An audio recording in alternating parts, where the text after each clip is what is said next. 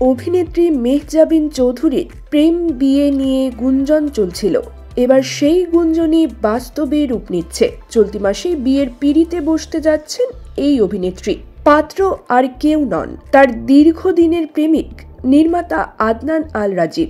জানা গেছে সবকিছু ঠিক থাকলে আগামী 24 ফেব্রুয়ারি বিয়ের আনুষ্ঠানিকতা সারবেন মেহজাবিন রাজীব।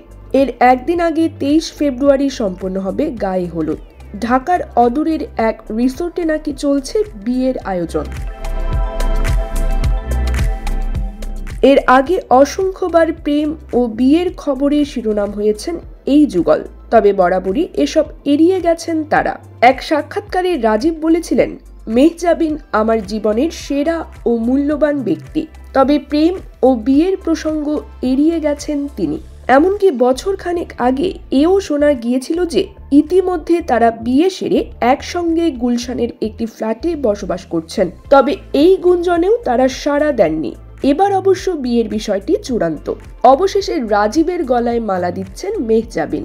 মাছে ভাতে বাঙালি, আর সেই মাছ পেতে আসুন লন্ডন ফিশ নেটে। জি হ্যাঁ, ইস্টহ্যাম পুরাতন টাউন হলের সন্নিকটে আপনার প্রিয় মাছের সম্ভারে ভরপুর। আসুন, দেখুন, বাজার করুন ছোট বড় সব ধরনের মাছ।